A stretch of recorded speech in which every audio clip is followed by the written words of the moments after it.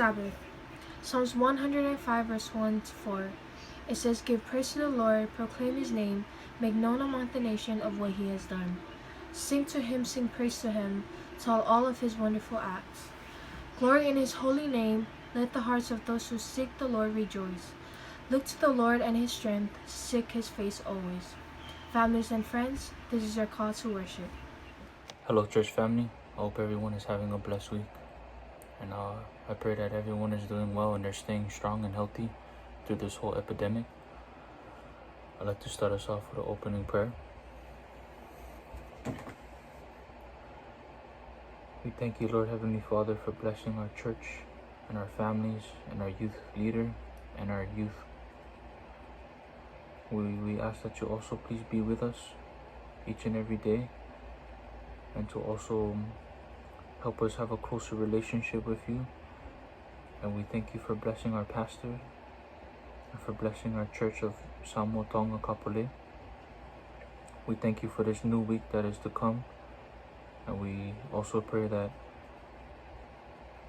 you will watch over our families and keep us strong. And we appreciate all of the blessings that you have blessed us with, Lord. And we thank you for another beautiful day, on a Sabbath day. And we know that you will keep us safe with our faith. And we thank you for blessing us abundantly for everything that you do. In your precious name we pray. Amen. Happy Sabbath, everyone. I would like to welcome each and every one of you and thank you all for taking the time to come and worship with us this morning. I hope all of you are doing well and staying safe and healthy, especially in these times of need.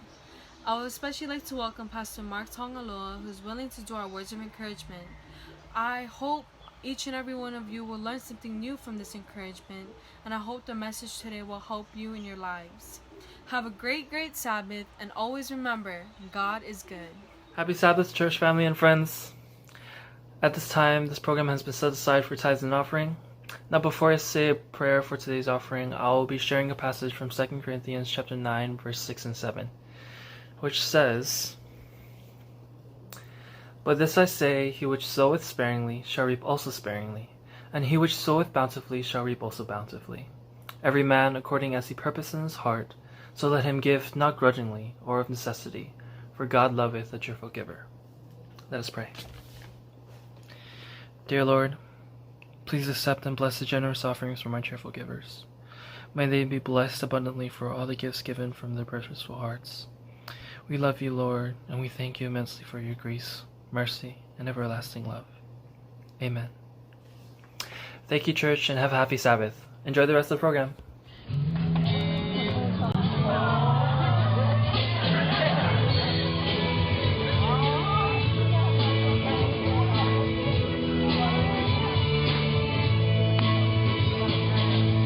What do I think of when I think about the cross where you died? What do I think of when I think about the sword in your side? What do I think of when I think about the last words you cried? What do I think of when I think about the nails in your hands? What do I think of when I think about your blood in the sand? What do I think of when I think about it? I don't understand. I think about love. I think about grace. I think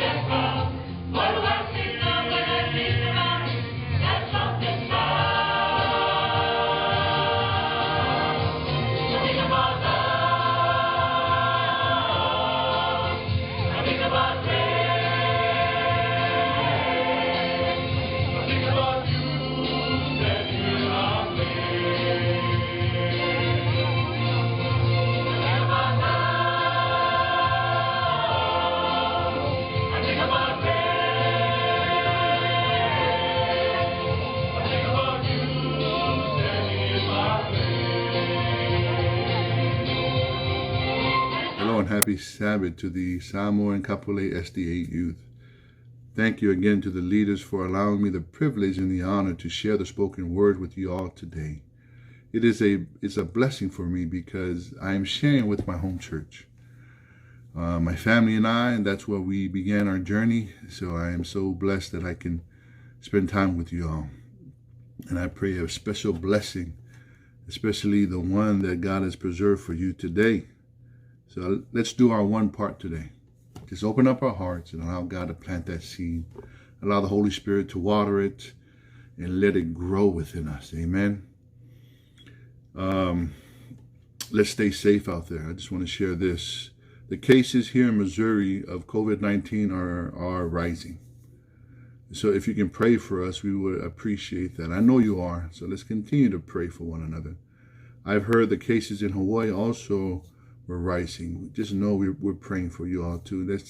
Let's just be safe, stay safe, and let's lean on God for strength and faith. But let's work together with our governing leaders. Let's work with our church leaders. Let's work at home. Let's work with our homes, our families, to everyone to stay safe. All right. What else is happening out there? Social injustice, racism. That's been on the platform so far, and what's going on throughout the world. So people are speaking up, and this is your time, your opportunity. This is our moment for everybody to speak up and not to go out and cause trouble. We're not called to do that. Just speak up. You can speak on what you believe in and what you don't believe in.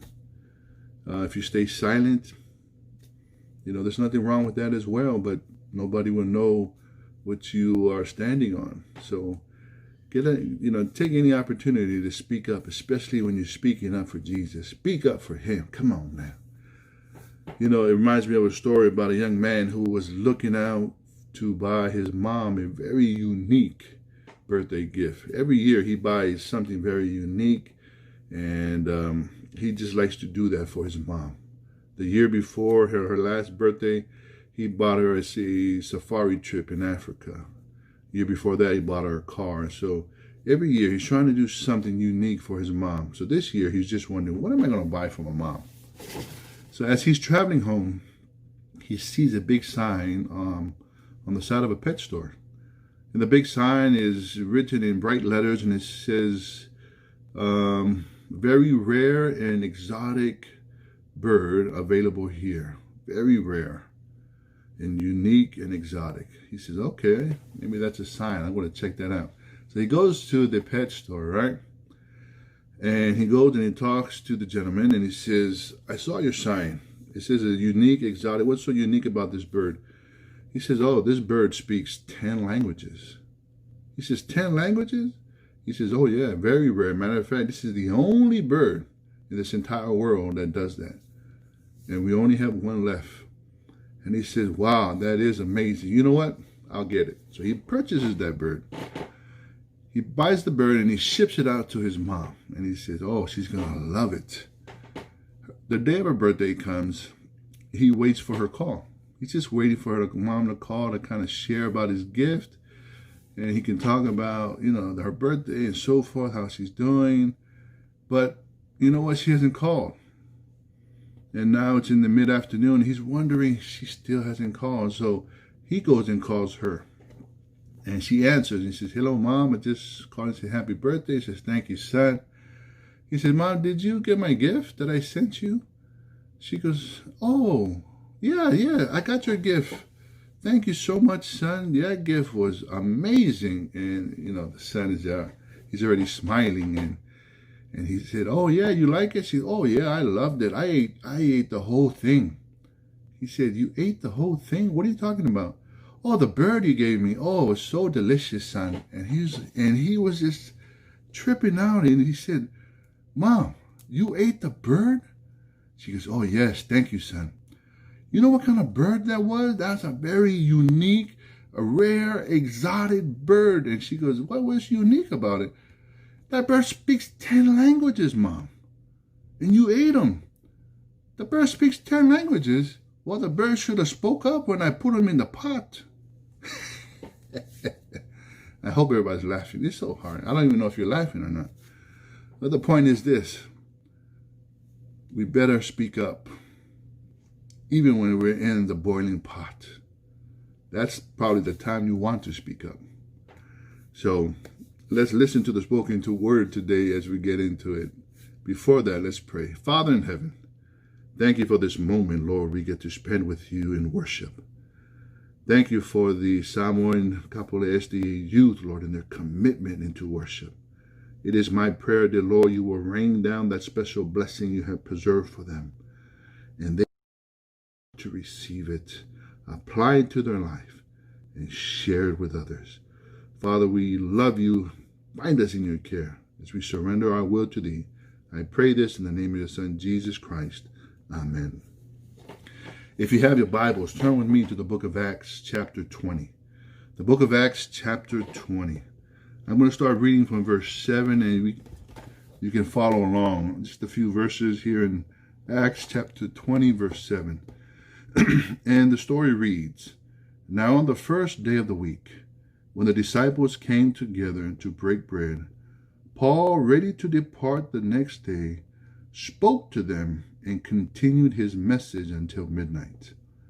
There were many lamps in the upper room where they were gathered together, and in a window sat a certain young man named Eutychus, who was sinking into a deep sleep. He was overcome by sleep, and as Paul continued speaking, he fell down from the third story and was taken up dead. Verse 10. But Paul went down, fell on him, and embracing him said, Do not trouble yourselves, for his life is in him. Now when he had come up, had broken bread and eaten, and talked a long while, even till daybreak, he departed. And they brought the young man in alive, and they were not a little comforted. So here is a pretty familiar story, right? And here's a story that a lot of pastors like to use. And like to use as, if you fall asleep while we're preaching, you will fall down dead. And then that's it. But this story right here actually has some great details of what's going on in our churches today. And that's what I want to highlight today. Here in this story in the Acts of chapter 20, we see Paul has been meeting with this church and preaching there, right? But the beauty of this is people are hungry, not physically, but they're hungry spiritually, because Paul has been here preaching. The next day he was about to depart, but before he departs, they tell Paul, spend time with us. Just let us break bread, right? Let us feed you and you just spend time. But while we're eating together, keep preaching to us. And I tell you, I remember them times. I remember in our church, during our potluck, we had a question and answering services, where we would literally be eating lunch, and people, if anybody had questions for the pastor, they would throw it out, and then there would be a nice discussion. We just had church, we just had the service, but here we are eating lunch and still talking about Jesus. I tell you this, we need those moments today, amen? So Paul, he goes on speaking, and it says right here that he continued his message until midnight. I tell you this, I would love to preach, and then people just let me preach until I can't preach no more. But I understand. I just really understand what we're going on today. He says, so Paul's here, and he's preaching and he's teaching. Verse 8, I want to highlight this, and it says that they were in the upper room. Now, I want you to remember that. Upper room is a typical word we hear throughout the Bible, and there's a reason for that. So I want to highlight that. But also, I'm going to go further down when it says there was a young man by the name of Eutychus, and he sat by the window. There's something about window seats, right? When we're planning our trips to anywhere, for the flights, most of the time we want to sit by the window. If we're riding in the car, we would like to sit by the window. When we got promoted in an office building, we're hoping that we get a view. We hope we get an office with a window view. Because there's something about a window that's connected to these foundations, a vehicle, an airplane, a building. Because a window here, what I see here in this story is this. They're in the upper room, a place of worship. How do we know that? Because when Jesus met his disciples on the eve of his crucifixion, he met in the upper room. And he had the communion service in an upper room. It was a place of worship. It's a place where we can gather. So guess what? As you tune in right now, in this service, we are gathered in a place of worship. So this is our upper room. And anytime you can gather in a place of worship, the most important thing you want to do is pay attention. But it's hard to pay attention when there's distraction. So this is where the window comes into play. If you're in a place where you need to pay attention, devote all your attention. But if there is a window, the possibility of being distracted increases. Because that's what windows do, right? It doesn't take much. If we're sitting by the window, it doesn't take much for something to pass by and distract you. So what I see here is the window is a symbol. In the middle of this worship, there's this window, which is a symbol of the world. You see, when we are in a place of worship, our full attention should be in worship. But if we have a window, there's a distraction. That's the world. The world distracts us from focusing on what we have to focus on, and that is Jesus, especially when it comes to worship. And it doesn't have to be a physical window. It can be a window within your mind that opens up something that distracts you.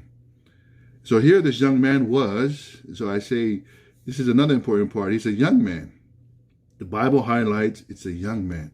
So this is a youth.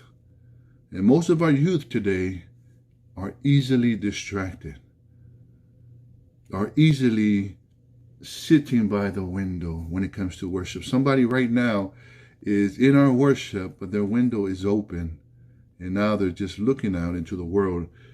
And Eutychus was doing that, sitting by the window, and it says falling asleep. You see, when our attention is distracted from our worship, attention is distracted from learning about Jesus, spiritually we start to fall asleep.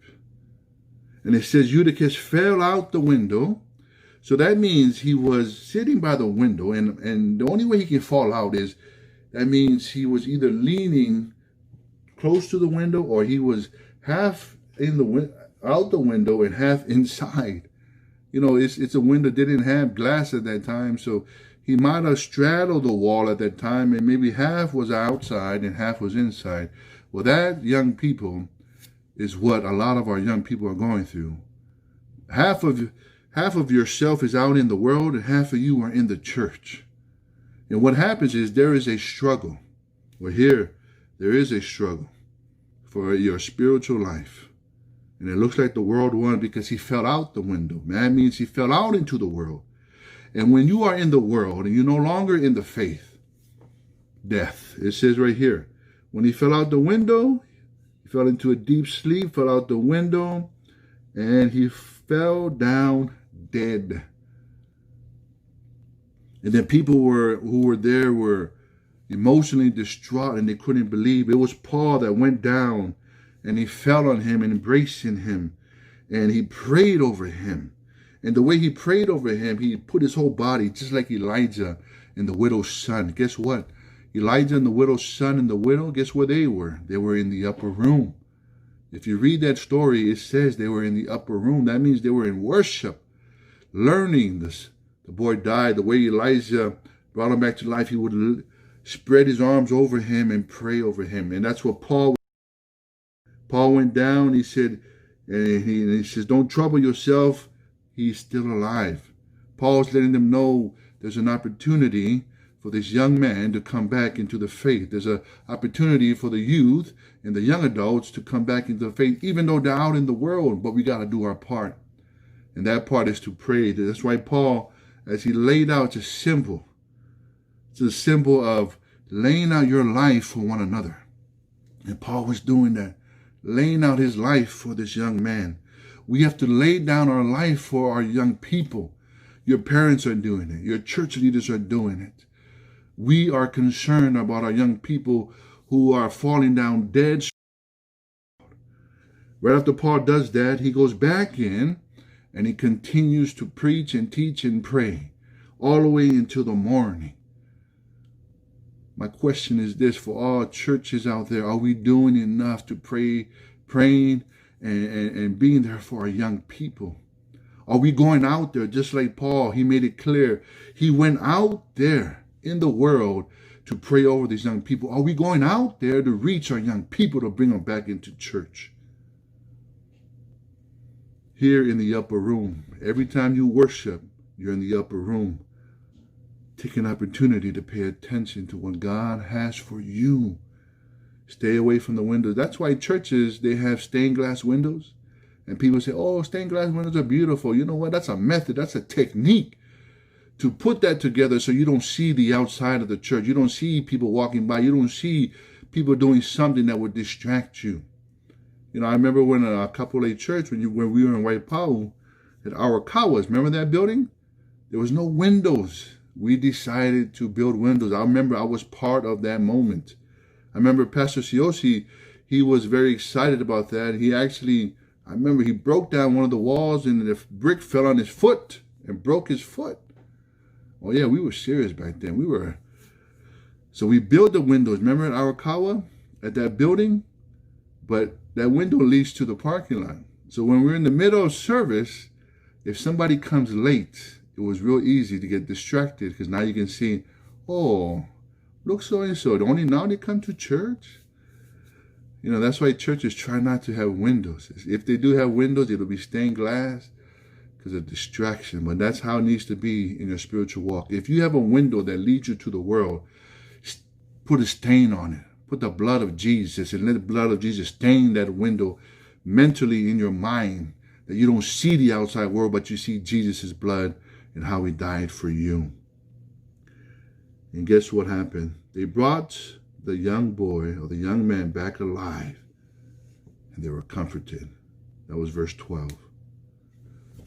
Your parents, your church leaders, your leaders, everyone is praying for the young people. The devil wants you, but here we're making a stand and letting the enemy, he cannot have you.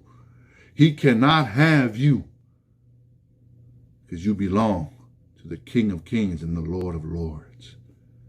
I pray you listen to these words of this song and just know that you are God's gift. You are his special heir to his throne, and receive it and be blessed. Listen to the words as we wrap up this service in the name of Jesus Christ. I brought to you my heart, stained by the guilt of sin. You took this broken life and made it whole again. Then your spirit came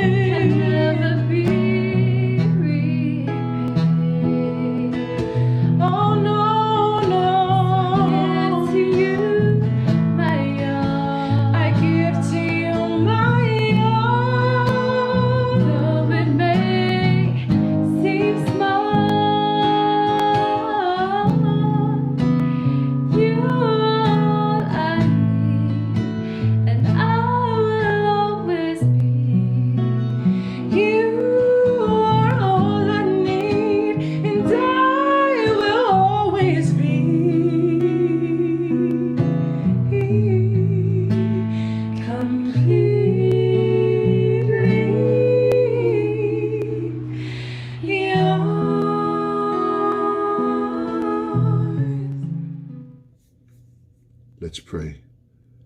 Father God, thank you, dear Lord, for this opportunity that we can share with our young people how much we love them.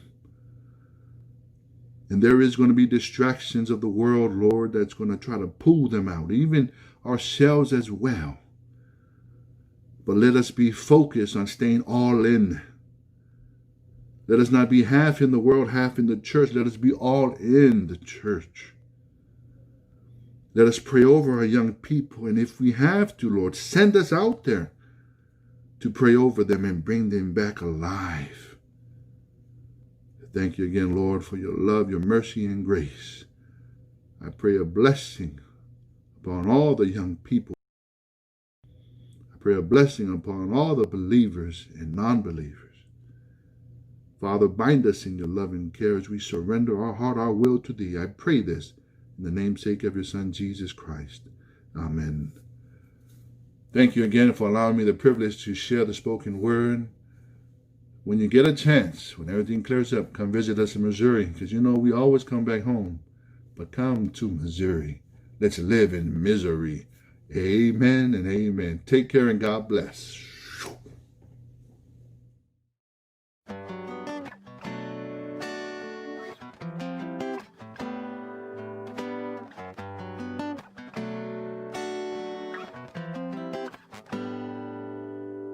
두부랑알 오타마마 팅네 팔롱오 메세인 오베세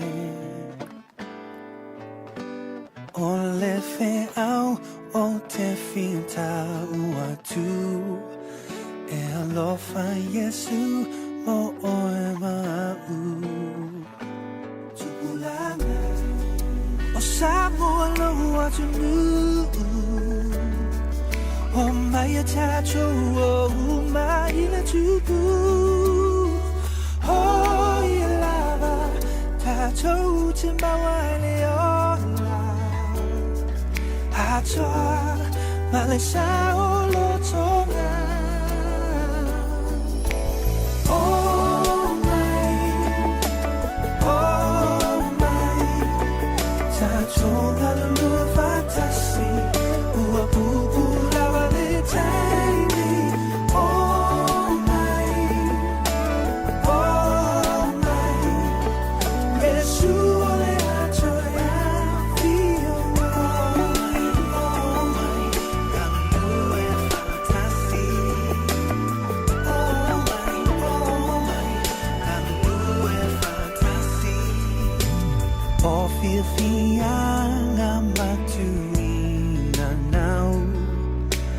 Oni me ele chumau Ae saulo oia Yesu Etemo ai le filemu Tupulana Sapolo atunu Oh my tacho oh ma ila chupu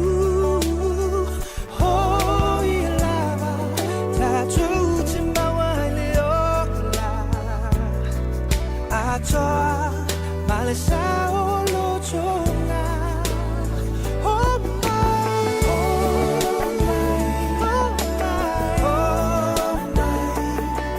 tacho